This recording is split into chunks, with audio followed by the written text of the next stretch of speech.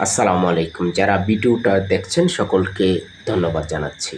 আমি বিগত কয়েকটি ঈদে সড়ক দুর্ঘটনা নিয়ে সচেতনতামূলক ভিডিও করেছি বরাবরের ন্যায় এবারও সচেতনতামূলক একটি ভিডিও করছি।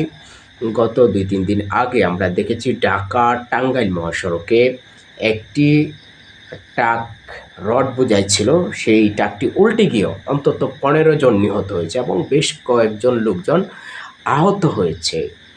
এই যে একটা পরিসংখ্যান বলছি, ১৫ জন নিহত হয়েছে। এই ১৫টা স্বপ্ন কিন্তু নষ্ট হয়ে গেছে, ১৫টা পরিবার কিন্তু নিঃস্ব হয়ে গেছে এবং আজীবন কিন্তু তারা এই যে শোক সেটা বয়ে যেতে হবে। আমরা শুধু এবারই নয়, বিগত যতগুলো ঈদ দেখেছি সবসময় দেখেছি যে ঈদ আসলেই যেন আনন্দের ঈদ যেন বেদনায় রূপান্তরিত হয়। সেটা আমাদের কারণে হয়, আমাদের অসচেতনতার কারণে হয়। ঈদ আসলে ঘরমুখী মানুষের ভিড় দেখা যায়। তারা ঢাকা থেকে দেশের প্রান্তিক পর্যায়ে যাওয়ার জন্য লঞ্চ, ট্রেন, বাস এগুলো তো উপচে পড়া ভিড়। আমরা গণমাধ্যমের খবরে দেখি যে এগুলো আসলে উপচে পড়া ভিড়, যেখানে দুর্ঘটনা একেবারে সন্নিকটে রয়েছে। এরকম পর্যায়েও তারা কিন্তু রিস্ক নিয়ে চলাচল করছে। এটা আসলে আমাদের অসচেতনতার কারণেই কিন্তু হচ্ছে।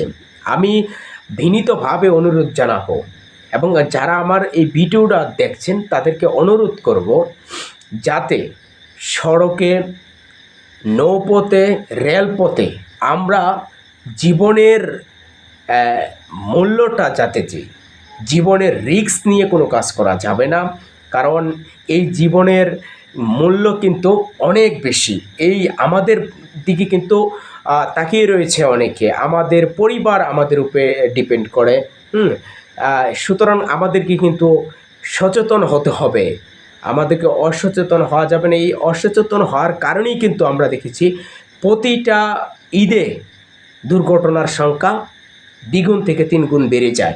আমি দৈনিক মানবকণ্ঠ পত্রিকা সহ একাধিক পত্রিকায় সড়ক দুর্ঘটনা নিয়ে বিভিন্ন সময় লিখেছি, কলাম লিখেছি, কিন্তু আসলে এই বিভিন্ন সংগঠন আমরা দেখি যে সড়ক দুর্ঘটনা নিয়ে বিভিন্ন প্রতিবেদন প্রকাশ করে।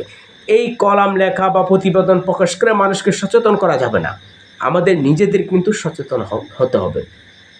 আসন্ন ঈদে সকলকে অনুরোধ জানাবো আমরা যেন সচেতন হই এবং ঈদে যারা এখনও বাড়ি যাচ্ছেন এবং ঈদের দিন, ঈদের পরের দিন এবং কর্মস্থলে আবার ফিরে যাওয়ার পর আমরা দেখব তখনও কিন্তু দুর্ঘটনার অনেকে শিকার হয়। বিগত সময় আমরা দেখেছি যে ঈদের আনন্দ শেষ হলে তারা কিন্তু আবার কর্মস্থলে যাওয়ার জন্য রওনা হয়, তখনও কিন্তু অনেকে দুর্ঘটনায় পতিত হয়েছে। সুতরাং আমাদেরকে কিন্তু সর্ব অবস্থায় সচেতনতা অবলম্বন করতে হবে, রাস্তায় ট্রাফিক সিগন্যাল মানতে হবে এবং রাস্তা পারাপারের যে ফ্লাইওভারগুলো রয়েছে সেগুলো মানতে হবে এবং অযথা রাস্তা দৌড়ে পারাপার হওয়া যাবে না, এদিক দিয়ে খেয়াল রাখতে হবে। এবং যারা চালক রয়েছে তাদেরকে নিয়ন্ত্রিতভাবে গাড়ি চালাতে হবে, নিয়ন্ত্রণহীন হওয়া যাবে না।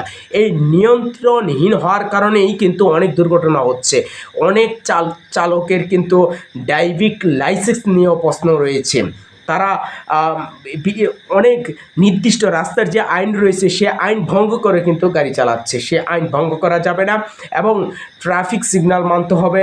রাস্তার যে আইনগুলো রয়েছে সে আইনগুলো যথাযথভাবে ফলো করতে হবে এবং সরকারের কাছে একটা অনুরোধ জানাবো যে আগামীতে যাতে সড়কে, নৌপথে, রেলপথে দক্ষ চালক নিয়োগ দেওয়া হয় এবং যাদের ড্রাইভিং লাইসেন্স নেই তাদেরকে যাতে সড়কে যানবাহন চলাচলের ক্ষেত্রে অনুমতি না দেওয়া হয়, সেই দিক দিয়ে সরকারকে সচেতন থাকতে হবে।